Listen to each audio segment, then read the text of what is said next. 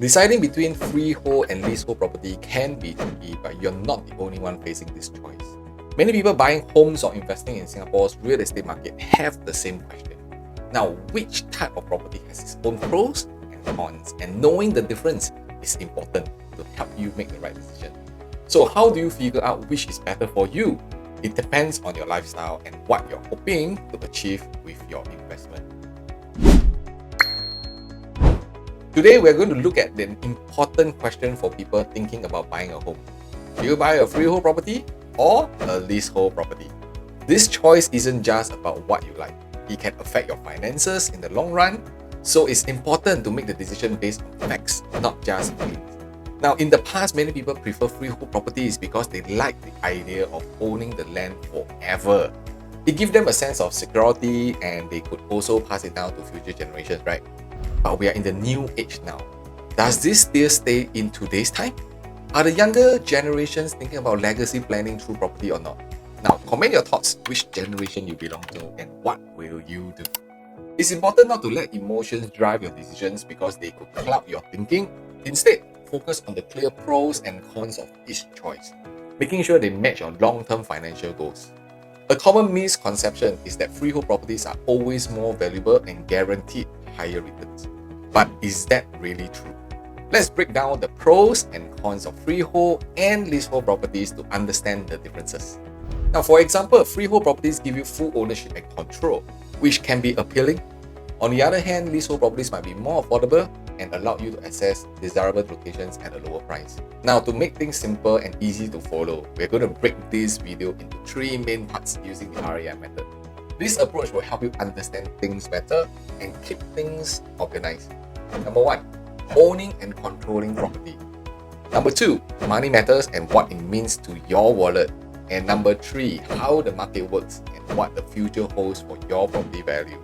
Now, let's get into the details of freehold versus leasehold properties so you feel more confident and clear when it comes to buying a home. Hey, this is Coach Edmund, your Singapore Real Estate Insider. So before we get started, make sure you are already on top of property investment. I want you to hit the subscribe button and ring the bell to get weekly tips, expert advice, as well as my insights to help you. So today, if you're in the middle of buying a home, you're probably wondering whether to go for freehold or leasehold property. Now, this is a very big decision and you're definitely not alone in feeling unsure. These choices can actually impact your finances, your lifestyle, even your investment plans. So it's important to think it through very carefully. And let's break it down into details. Freehold means you own the property and the land is on. You have full control, meaning you can make changes to your home and sell it whenever you want. It sounds great, but freehold properties can be more expensive upfront and might require more maintenance over time. And leasehold, on the other hand, means you own the property for a set number of years, but the land still belongs to someone else. While this can make the property cheaper to purchase, there may be restrictions on what you can do with it. That's why you need to think about your lifestyle and what you want for the future. Do you want more freedom that you can make changes to your home, or are you okay with a leasehold property that might be more affordable, but it does come with some certain limits? From an investment point of view, freehold properties tend to increase in value more consistently over time, but the well-located leasehold properties can also give you good returns. Now, it's all about weighing the pros and the cons of your needs. Now, this is what everybody says, right? Freehold appreciates more than leasehold properties. So let's study this from a data perspective. Which one will you prefer? Comment below, freehold or leasehold. In today's competitive market, buyers can expect to pay about 15% to 20% more for a freehold property than for a leasehold property. Now, this price difference has stayed about the same for the last 10 years. So it's something important to keep in mind if you're thinking about investing in property. Many buyers are willing to pay more for freehold properties because they offer one major advantage. You own the property and land forever, with no worries about a lease running out. This gives a kind of peace of mind, especially for families or anyone wanting to settle down in the neighborhood. And with a freehold property, you have the freedom to make changes or expand without needing approval from anybody. Now, this allows you to truly personalize your development and your space. But the big question is whether the higher price for freehold properties is really worth it. So you need to consider both the benefits as well as the pros. While freehold properties are more expensive upfront, they usually increase in value more steadily over time as well. And you don't have to worry about extra costs. like all the different price hikes or even the renewals that when it comes. So which can happen with leasehold properties for the investment per se. Alright, so what we're going to do is we're going to compare between freehold and leasehold over a set period of time between 2013 to 2023, and let's see which property type actually performs better in terms of growth. So we'll come to our pro trend here, and we are able to plot in the necessary data, and this actually allows you to have access to have a good filter of based on your research component. So let us use the entire Singapore as a guideline, and we are not going to choose any form of districts, any regions, any near MRT. We just want to see the general data from entire Singapore, how a freehold and leasehold property performs by itself. We're not going to choose the types of property. We're not going to choose any. The only thing that we're going to choose is we're going to choose the freehold property right now, and we don't want to even select the number of bedrooms. Let's say we are using this as a form of a guideline to see what are the available prices going to be. And we are actually able to fit in quite a fair bit of information here in this tool, but right now we are only comparing between freehold and leasehold in the entire Singapore. So this development is a freehold property, and let's just plot this in. So we're going to pull out the last 2 years data, and as you can see from here, we can even more detailed filter into the different districts. We're able to see the various prices, PSF, number of projects, and even the volume of sales on a live basis. And we can break this down into the various projects in the area that are freehold. So this is why having access to data helps us to help you to make a better informed decision, and we can do all these things at a click of a button. So right now we want to look at the entire districts. So this is where we're going to add on the data here. And what this does is it will tabulate all the freehold properties in Singapore and put them into a chart basis so that we can study it clearer. And if you can see right now is 2014 to 2024, which we want to actually draw. We can actually pull this data all the way to the end, but since we're only looking at 2013 data, this is what we're going to do. And I'm going to rename this to freehold so it's easier for us to recognize the data, which is the blue line. So this is freehold. So next, what we want to do is we want to compare the freehold to the leasehold property, and again we will do the same thing. We'll do set a new trend. We're not going to select any districts, any locations, but the only thing we're going to change is the tenure to leasehold property right now. The rest of the parameters are going to be the same, and we're going to use 2 years worth of data to help us analyze this better, to give us a better perspective. And this usually acts as a first level of filter for us. So with this, we will plot this in, and let's see the comparison between a freehold and leasehold in a chart per se. So while it's generating all the live data, right? But what I want to share with you is today, if you are buying a property based on just your needs, your wants, and you're guessing your way through, you may want to have access to data like this to support some of your decision-making process. So again, I will change the red color to leasehold property. So I'll just click this and change this to leasehold so it's easier for us to see. So what you have here is data from 2009 to 2024 on a year-to-year basis. You can even see how much the per square foot has already went up in value. And we can even add in a little bit more overlay, like we can have the price quantum, and we can even show the volume as well. So for this example, we're just going to put in the overall prices. You can see for the blue color line is freehold, red color line is leasehold. So both trends are actually trending upwards, but which one has a better growth potential for 2013 to 2023? And this is where we can plot this in from 2013, and then we plot into 2023. So this is where you can see that the freehold current performance is hovering about 36.41% over a 10 years period. And let us see how the leasehold property performs over the same period of time. Wow, can you see that right now the leasehold property is over 50% in comparison to a freehold of 36.41%. So this is where we will be able to decide, hey, today if I want to decide whether to buy a freehold and leasehold property, and you are looking purely from a growth potential, you may want to use data like this to guide you through the process of choosing the right property. And with this data, although both types of property are possible for you to purchase, if we are solely looking at growth and a faster and a quicker growth rate, then you may use this to guide you through making a better decisions for your property choice. So leasehold properties are showing a much better performance in terms of returns, especially for investors looking to make money in a shorter period of time. Now, this strong growth can be explained by 2 main factors: affordability and location. First, leasehold properties are usually more affordable than freehold properties, meaning they cost less to purchase. This makes them a good choice, especially for first-time buyers, young professionals, and families who want to live in popular areas. but can't afford the higher price of freehold homes. Now, as more people are interested in buying, the demand for leasehold properties goes up, which in turn increases their value. So if you're thinking about investing, leasehold properties are a great option.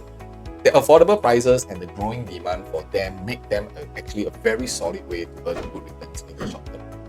So do also take note that while data is able to give us a good overview, with data access, we are also able to dive in deeper into the specific locations or even the specific projects. So I want to give you one example that although from a data perspective, it seems that leasehold properties are outperforming the freehold in terms of growth.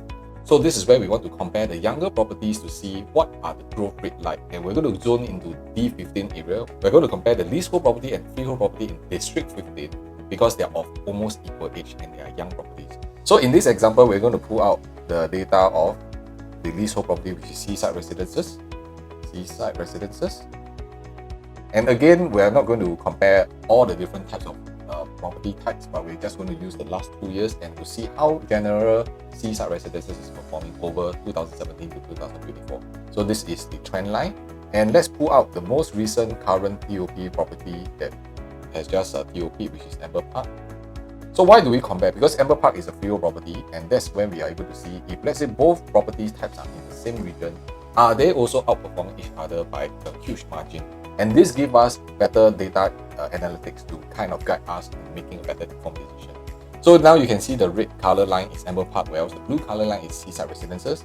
And once you start plotting the same period of time, you can see that the Amber Park, which is freehold property, is hovering about 15.18% in terms of growth since 2017 to 2024, whereas for seaside residences over the same period of time has raised up about 17.15%.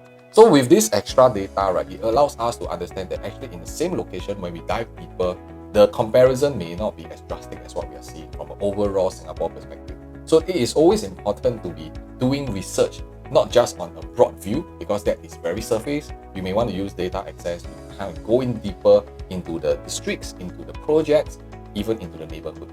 I hope that this helps you to get a better understanding how we use data to guide you make an informed decision. When it comes to rental yield, leasehold properties also perform better than the others. This might surprise many people who are new to property investment. Alright, so most tenants don't pay much attention to whether a property is leasehold or freehold. What really matters to them is how much the rent costs. Here's an easy way to understand this. Imagine two similar buildings next to each other. One is freehold and costs more because of its long-term ownership. The other is leasehold but it's cheaper to rent. Tenants are likely to choose the leasehold property because the rent is more affordable, even though the property isn't owned forever. So when potential tenants walk around the neighborhood, they usually go for more affordable choices, right? And this is often the case with leasehold properties, which can lead to higher rental returns. Now, this preference is important for smart investors who want to make the most money. In a rental market where many people prioritize lower rent, leasehold properties do offer an advantage. They attract tenants with more affordable prices, which helps keep the property occupied and brings in steady income. Also, it's important to consider who the tenants are. Many tenants today are young professionals, students, or even families looking for affordable homes. So people often care more about things like the features, whether they are modern, they are new, whether they are closer to public transport or even nearby amenities, and then whether the property is actually freehold or leasehold. So this actually makes leasehold properties appealing to many tenants who want a more comfortable home without spending too much. So now for investors like you, right, this is a great opportunity. You see, why? Because by understanding what tenants want and focusing on leasehold properties, you can do well in the property market. While freehold properties might seem more permanent, leasehold properties can provide the returns that the investors are looking for. But when investing in leasehold properties, it's also important to know about lease decay. This means the property value tends to go down as the lease gets shorter. I like to think of it like countdown, you see. Each year that passes can lower the property's value. A useful tool to visualize this is called the Bala curve, which shows how the value of a leasehold property decreases over time. It starts with a higher value but drops more as the lease gets shorter to expiring. However, the value doesn't always drop in a straight line, so it's not always predictable. So as the property's lease gets closer to its end, selling it becomes harder. Buyers may be unsure about getting a loan because it's riskier for them. Banks are often unwilling to lend money for properties with only a few years left on the lease because they worry the property will lose value. This means fewer people are interested in buying, making it harder for sellers to find a buyer. Ready to learn more about this? I want you to comment masterclass below and I'll send you an invitation to our online masterclass session. Let's also take this chance to break down the en bloc process in simple terms. If you're owning a freehold property, you're in a good position, especially when it comes to selling it for redevelopment. This is because freehold properties are owned forever, unlike leasehold properties, which have a set time limit on ownership. Now, the advantage of freehold properties is that developers are more willing to pay more for them. Why? Because the property can be developed or used for a much longer time, offering more potential for the future. This makes freehold properties more attractive for redevelopment, which means owners can get a better return when selling. If you're thinking about selling your property through an en bloc sale, right, it's also very important to consider both where your property is located and how well it's been maintained. A freehold property will usually get better results, but the good location and good condition can also make a big difference in terms of the sales price. But I want to warn you first, no one can direct you which property will go through the process of en bloc. You can check out my other en bloc video that I share more information, and there's more details there as well. When you're making a big decision like whether to buy a freehold or leasehold property, it is important to think about how it fits your future plans. This isn't just a purchase, it's an important step towards what you want in your own life. Think about where you are seeing yourself in the next 5, 10, or even 20 years down the road. Will this property still work for you in that time? Will it grow in value? Will it give you the security and happiness you're looking for? So by choosing the property that matches your long-term goal, you'll be setting yourself up for success. So I want every one of you to take your time and consider all your options first so that you can make a smart choice. Because with the right decision, right, it can lead to a better future also. For a personalized assessment tailored just for you, I want you to simply pause the video and scan the QR code on the screen. Or by reaching out, you get our advice to guide you through the complex world of property decisions. And if you found today's analysis helpful, please support the channel by liking the video, subscribe, and turning on the notification bell. Your support will help me to keep bringing in new content so that you can continue to learn about the current relevant strategies. And I want to thank every one of you watching this. So let's make informed property choices and decisions moving forward.